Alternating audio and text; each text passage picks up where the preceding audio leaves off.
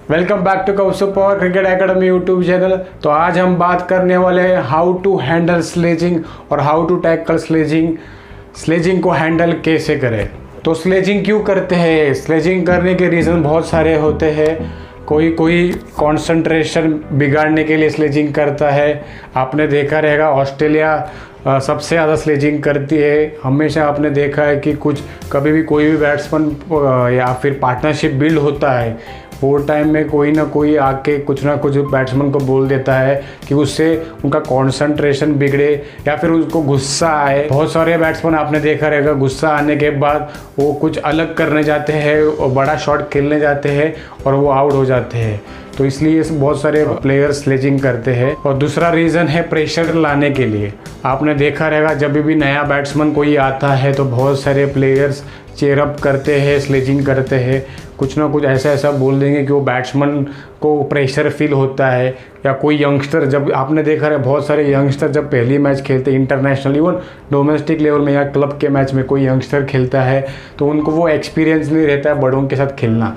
तो बहुत सारे बड़े जो प्लेयर्स रहते हैं, सीनियर्स रहते हैं, वो हमेशा स्लेजिंग करते हैं कि वो जो यंगस्टर रहता है उसको वो प्रेशर आए। और थर्ड पॉइंट है कि जब डर्बी मैच होता है, जैसे आपने देखा रहेगा फुटबॉल में मैनचेस्टर यूनाइटेड सिटी बहुत एग्रेसिव गेम रहता है, रियल मैड्रिड बार्सिलोना का रहता है। वैसे भी क्रिकेट में भी दो टीम्स ऐसे रहते हैं कि वहाँ पे स्लेजिंग होने का चांसेस ज़्यादा रहता है।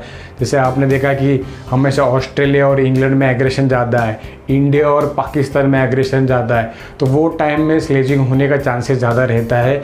टीम में प्रेशर ज़्यादा रहता है क्योंकि पूरी वर्ल्ड देखती है उन्हें, उनकी कंट्री उनको सपोर्ट करती है, सबका ध्यान उधर रहता है, तो वो एक प्रेशर हो जाता है। तो वो टाइम में आप देखते हो कि बहुत सारे प्लेयर्स स्लेजिंग यूज़ करते हैं। तो स्लेजिंग में क्या क्या चीज़ आ सकती है? कोई कुछ भी बोल देगा, आपको गुस्सा दिला, आपका वीक पॉइंट क्या है, किसी को कुछ भी बोल सकता है, गाली दे सकता है या फिर मारने बोल सकता है। अगर बैट्समैन हो तो मारने बोल सकता है, कोई चिढ़ा सकता है आपको। तो ये बहुत सारी चीज़ें रहते हैं। इवन आप बाउंड्री में देख सकते हो बहुत सारे पब्लिक रहती है जो स्लेजिंग करती है, बाहर से आपको चिढ़ाते हैं, आपको कुछ भी बोल देंगे बाहर से।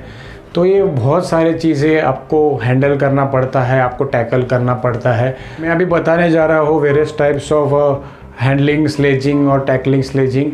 तो मैंने अंडर 17 हमारी मुंबई की टीम थी, अगेंस्ट पंजाब खेलने वाले थे। तो वो टाइम में हमें पता था कि पंजाब की टीम एग्रेसिव है, स्लेजिंग करती है। तो हमने टीम मीटिंग में हमारे कोच ने हमें बताया था कि उसको टैकल कैसे करना है। तो हमने प्लान किया था कि स्माइल करना है, अगर कोई भी आपको कुछ बोले तो सिर्फ स्माइल करना है, कुछ बात नहीं करना है। तो हम लोग ने वो मैच में यूटिलाइज़ किया जो भी हमें, और टिपिकली हमें पता था कि वो लोग करने ही वाले और वो लोग कर रहे थे।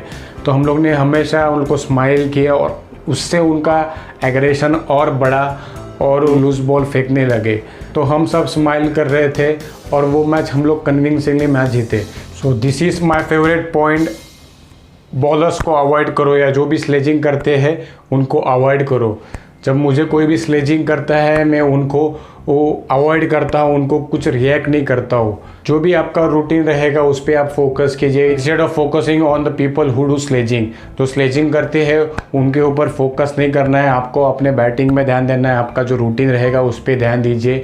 कोई भी अगर आप किसी को देखते नहीं है वो आपको कुछ भी स्लेजिंग करेगा कुछ भी करेगा तो वो फ्रस्ट्रेट हो जाता है।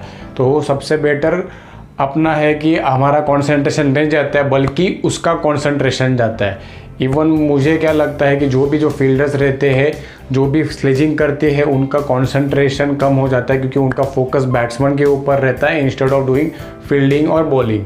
तो मेरे हिसाब से सबसे बेस्ट मुझे यही लगता है कि अगर आप अवॉइड करोगे उतना अच्छा है। क्योंकि आप देखोगे जो भी लेजेंडरी प्लेयर्स हैं, राहुल द्रविड़, सचिन तेंदुलकर, वीरेंद्र सहवाग, किसी ने कभी रिएक्ट नहीं किया उनको, और उनको बॉलर्स स्लेजिंग भी नहीं करते क्योंकि उनको पता है कि वहाँ से कुछ रिएक्शन आने ही नहीं वाला है और वो बॉलर्स फील्डर जो भी है उनकी एनर्जी वेस्ट करेंगे। तो इस बेटर अपने ऊपर ध्यान दें। सबसे ग्रेटेस्ट एग्जांपल है वेंकटेश प्रसाद का।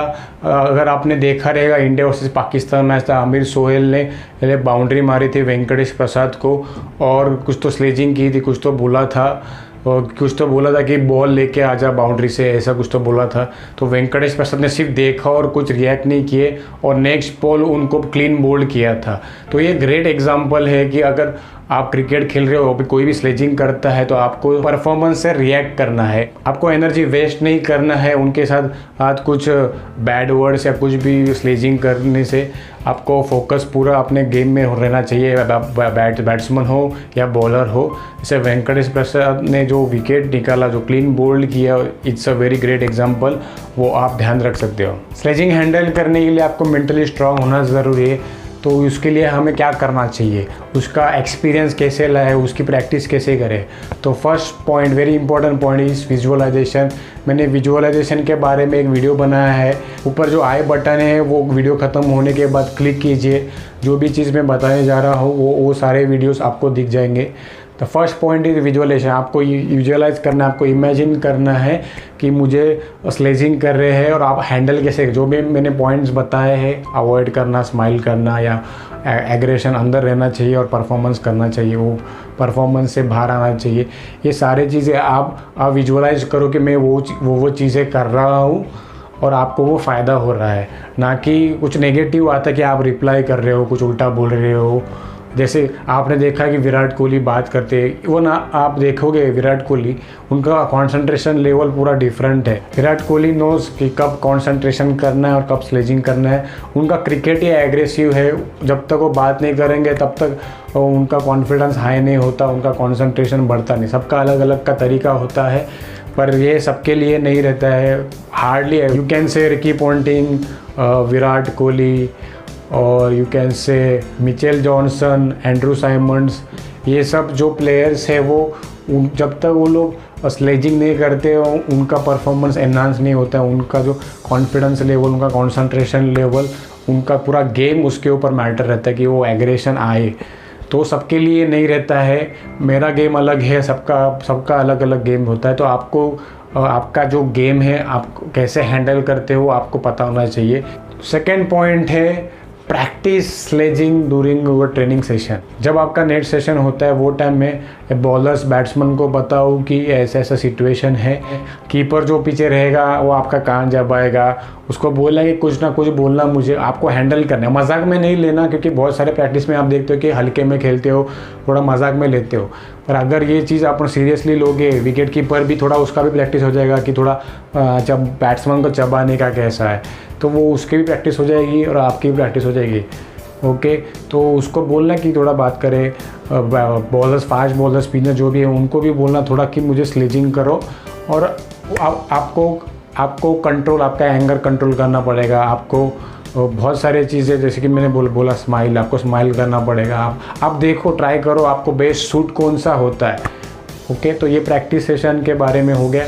Third point is practice match. आप जब प्रैक्टिस मैच खेलोगे तो ऐसे टीम भी बहुत सारे अलग अलग टीम्स रहते हैं, सबका स्लेजिंग अलग रहता है, कोई गाली देगा, पर ये गाली एक्चुअली अलाउड नहीं रहती है। पर ये आपको स्लेजिंग हैंडल करने में आपको फ़ायदा होगा। अगर प्रैक्टिस मैच है तो गाली देना बुरी बात है, पर अगर कोई बार गाली देता है तो आप रिप्लाई मत करो, ये आपका मेंटल स्ट्रेंथ बढ़ाता है। और मुझे भी बहुत सारे, जब मैं रणजी ट्रॉफी फर्स्ट सीज़न खेला था, एमपी के अगेंस्ट मेरा फर्स्ट सीज़न था, तो सब मैं जूनियर था, तो मुझे बहुत गाली दी थी, बहुत कुछ बोला था, तो मैंने ध्यान नहीं दिया और मैंने सेंचुरी मार के टीम मुंबई को मैच जिताई थी।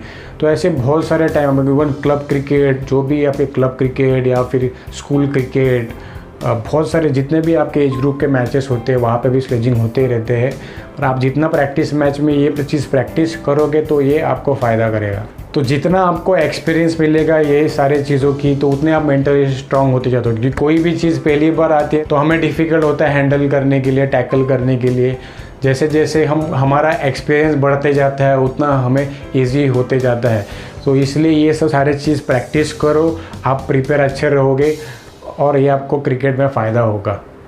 Thanks for watching this video. अगर आपको ये वीडियो अच्छा लगे तो लाइक कीजिए, कमेंट कीजिए क्या अच्छा लगे और आपको कौन से चीज़ पे वर्क करना है, कौन से वीडियोस आप देखना चाहते हो, तो कमेंट कीजिए, शेयर कीजिए अपने फ्रेंड्स के साथ। और सब्सक्राइब अगर नहीं किया है तो सब्सक्राइब करना ना भूलें।